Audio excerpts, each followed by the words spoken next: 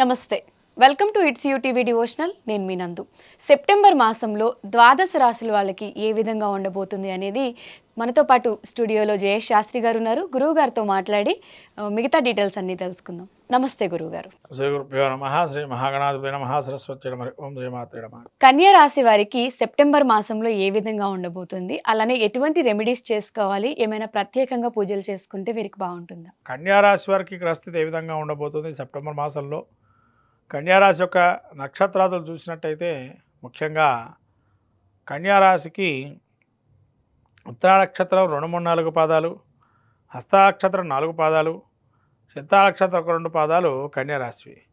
ఈ యొక్క కన్యా రాశిలో గ్రహస్థితి ఏ విధంగా ఉంది కన్యా రాశి వారికి అంటే, వీరికి 13వ తారీఖు నుంచి జన్మస్థానంలో బుధుడు, ద్వితీయ స్థానంలో కుజుడు, అలానే రాహు షష్ఠ స్థానం, సప్తమంలో శని వక్రగమనము, అలాగే వీరికి ఈ యొక్క దశమ స్థానంలో గురువు, ఏకాదశంలో శుక్రుడు, తదుపరి ద్వాదశస్థాన సంచారము, ద్వాదశంలో కేతువు, రవి సంచారం చేస్తూ తదుపరి కాలంలో జన్మస్థంలో బుధుడు సంచారం చేస్తున్నాడు.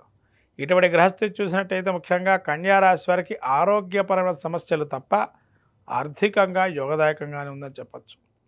అంటే ఆరోగ్య సమస్యలే ఉంటాయి, ఆరోగ్యరీత్యా బాగుంది. బంధుమిత్ర సమాగమానాలు బాగుంటాయి, విందు వినోదాలు పాల్గొంటాము. ఆ తర్వాత ఈ కన్యా రాశి వారికి ముఖ్యంగా శత్రుక్షయము, అంటే శత్రువులు నశింపజేసే అవకాశము, అలానే శని వక్రగమనం ఉన్నాడు కాబట్టి శత్రువు వల్ల ఎటువంటి బెరదలు ఉన్నా అవన్నీ కూడా తొలగిపోయే అవకాశం ఉంటాయి. రుణాన్ని చేసే అవకాశం ఉంటుంది. కొంతవరకు ఏదన్నా తీసుకుందామనే ఆలోచనలో ఉంటారు. నూతన గృహారంభ గృహప్రవేశాదులకు సంబంధించినటువంటి కార్యక్రమాలకు సంబంధించి శుభకార్యాచరణ జరిగే అవకాశం ఉంటుంది. అలానే వీరికి ఈ యొక్క గురువు కూడా మంచి పోటీని, వృత్తి వ్యాపారంలో ఉండేటువంటి కావచ్చు, ఉద్యోగంలో ఉన్నటువంటి వారచ్చు కావచ్చు, వాళ్ళకి కొంత మంచి ఫలితాలు ఉంటాయి. పూర్వాశ్రమంలో అంటే 15 రోజుల పూర్వంలో, తదుపరి కాలం కొంత అపకీర్తులు వచ్చే అవకాశం ఉంటాయి. శుక్రుడు మీకు 10లో ఉన్నాడు. మీరు చేసే ఉద్యోగ వ్యాపారాదుల్లో కావచ్చు, ఏకాదశంలో శుక్రుడు కొంత భయాన్ని సూచిస్తుంటాయి. మనం ఏమన్నా సాహసంతో చేస్తే లోపల మాత్రం కించిత్ భయం అనేది ఉండే అవకాశం ఉంటుంది. అలానే రవి కేతువులు 12లో ఉండడం వల్ల ఉష్ణం అనేది పెరగడం, అజీర్ణము, సమయానికి వేళ తప్పిన భోజనం ఉండడం, ఎన్ని సంపాదించిన భోజనం సదుపాయం కాలానుగుణంగా చేయకపోవటం వల్ల కొంత అనారోగ్యం రావటం, అలానే రవి జన్మస్థానంలో సంచారం చేయడం వల్ల, రవి బుధులు కలిసి ఉండటం వల్ల, ఉత్తరార్ధంలో మీకు రవి బుధులు కలిసి ఉన్నారు కాబట్టి రాబోయే కాలం యోగదాయకం ఉండే పరిస్థితి. ఈ నెల కొంత మిశ్రమ ఫలితాలు ఉన్నాయి. అలానే కేతువు కూడా మీకు ఏకాదశంలో సంచారం చేస్తున్నాడు ఈ ద్వాదశంలో. కాబట్టి జ్ఞానము, క్షేత్ర దర్శనాలు, రాబోయేటువంటి వినాయక చవితి రోజుల్లో గణపతి ఆరాధన ప్రధానంగా పెట్టుకోండి. ప్రతినిత్యం ఒక నామాన్ని స్మరణ చేస్తూ ఒక 50,000, 1,00,000, 4,000, 40,000 జపం చేసి స్వామివారి అనుగ్రహం పొందండి. చతురావృతి తర్పణం చేసుకోవడం మంచి ఫలితాలు ఉంటాయి. అట్లనే ఆదిత్య హృదయ పారాయణం చేసుకోవటం, అరుణ సౌర సహితంగా త్రిచవిధానంగా సూర్య నమస్కారాలు చేసుకోవటం, అలాగే రాబోయే దసరా నవరాత్రులలో ఆ యొక్క అమ్మవారి అనుగ్రహం పొంది కార్యసాధన లక్షణం పొందడం. ద్వితీయంలో కుజుడు ఉండడం వల్ల దంపతుల్లో కొంత విభేదాలు కలగడం అవకాశం ఉంటుంది. కాబట్టి మాట పట్టింపులు వస్తాయి. అవన్నీ పట్టించుకోకుండా ఉండండి.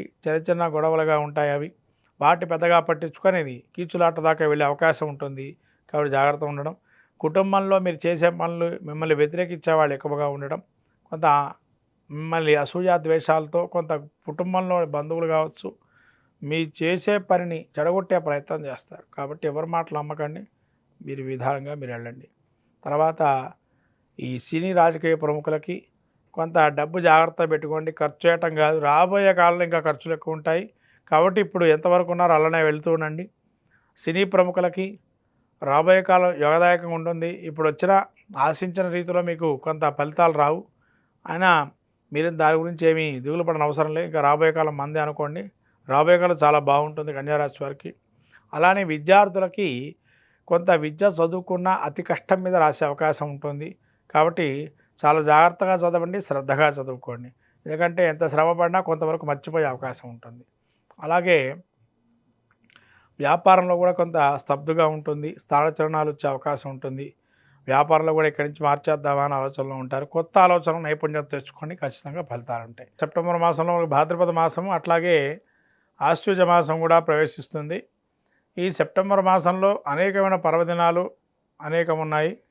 ముఖ్యంగా మనకి సెప్టెంబర్ మాసం మొదట్లో వినాయక చవితి నవరాత్రి మహోత్సవాల్లో అష్టమి తిథి కూడుకున్నది. దాన్నే దుర్వాష్టమి అంటారు. ప్రఖ్యాతమైన దుర్వాష్టమి వ్రతం చేయొచ్చు. అలాగే అనంత చతుర్దశి, అట్లాగే చంద్రగ్రహణము 7వ తారీఖు.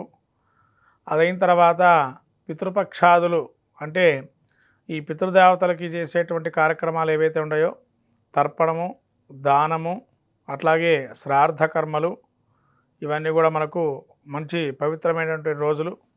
పెద్దలకు ఇచ్చేటువంటి బియ్యాలు అంటారు. కాబట్టి అటువంటి రోజుల్లో కూడా మనం పుణ్యకార్యాలు చేసి పెద్దల ఆశీస్సులు పొందటానికి మంచి అనువైన కాలంగా పెద్దల ఆశీస్సులు పొందటం. అట్లాగే సంకష్టహర చతుర్థి చాలా విశేషంగా వచ్చింది ఈసారి కూడా. అలాగే అది ముందరకు వెళ్తే కనుక ఇంకా కొన్ని ఖండాల్లో మనకు ఈ యొక్క ఖండాగ్రాస అంటే కొంత ఎక్కడో కనబడుతుంది. ఖండాగ్రాసం అంటే అట్లాంటిక్ మహాసముద్రం, పసిఫిక్ మహాసముద్రం, ఆస్ట్రేలియా, పెరు అలాంటి దేశాల్లో, అట్లాంటికా, అంటార్కిటికా అలాంటి దేశాల్లో కనబడుతున్నాయి, సముద్రంలో కనబడుతుంది. కాబట్టి సూర్యగ్రహణం మనకు పాటించే అవసరం లేదు. ఈ దేశాల్లో ముఖ్యంగా న్యూజిలాండ్, ఆస్ట్రేలియా ఉండేవారు తెలుగు వాళ్ళు ఎవరైనా ఉంటే పాటించాలి. సమయాన్ని కనుక్కొని పాటించి దాని నియమాలు దానికి సంబంధించినటువంటి చేసుకోవటం మంచిది. అలాగే ఇంకా ముందరికి వెళ్ళినట్టయితే మనము దసరా నవరాత్రులు, దేవీ నవరాత్రులు అంటారు.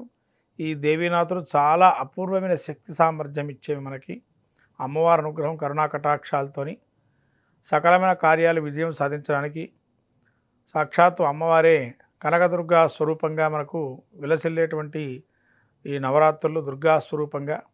దుర్గా అంటేనే అనేక దుఃఖాలు పరలద్రోలి మనను అనుగ్రహించేటువంటి తల్లి దుర్గామాత. కాబట్టి ఈ దుర్గా నవరాత్రులు అని అంటారు వీటిని. ఇక్కడ మనము ఇంకొక పేరు ఏంటంటే ఈ ఆశ్వయుజ మాసంలో వచ్చే నవరాత్రులకి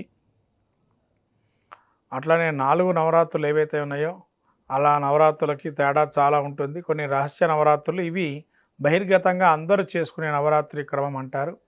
ఇటువంటి మహత్తరమైన రోజులు మనకు రాబోయేటువంటి సెప్టెంబర్ మాసంలో ఉన్నాయి. కాబట్టి అందరూ కూడా ద్వాదశ రాశుల వారు ఏం చేస్తే బాగుంటుంది, ఏ పరిహారాలు చేసుకోవాలి, ఏ దేవాలయానికి వెళ్ళాలి, ఏ దానం చేయాలి, లేదా ఏ స్తోత్రాలు పఠించాలి అనే విషయాలు మనము ఈ యొక్క ద్వాదశ రాశి ఫలితాల్లో తెలుసుకునే ప్రయత్నం చేద్దాము. ముఖ్యంగా ద్వాదశ రాశుల యొక్క ఫలితాన్ని సూచించేటప్పుడు తన వ్యక్తిగత జాతకంలో ముఖ్యంగా మహర్దశ, అంతర్దశ అనాథులు తన పుట్టిన లగ్నాన్ని బట్టి కొంత మంచి చెడు ఫలితమా తెలుసుకోవాలి. అలాగే ఇంకొక 50% గోచార ఫలితాలు అనేవి మనం పరిగణనలో తీసుకోవాలి. అప్పుడే పూర్తి మంచి జరుగుతుందా, పూర్తి చెడు పరిస్థితి ఉందా మనకి అనేది తెలుస్తుంది.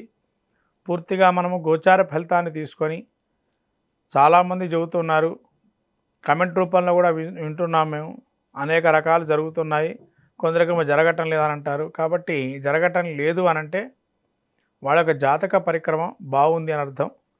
కొంతమందికి జరుగుతున్నాయి అంటే జాతకంలోకి దీనికి దగ్గరగా ఉన్నాయని చెప్పి పరిస్థితులు అని అర్థం. అది గ్రహించి ద్వాదశ రాశి ఫలితాలు గ్రహించడం మంచిది. కన్యా రాశి గురించి చాలా చక్కగా వివరించారు. ధన్యవాదాలు గురించి. శ్రీమాత్రే నమః.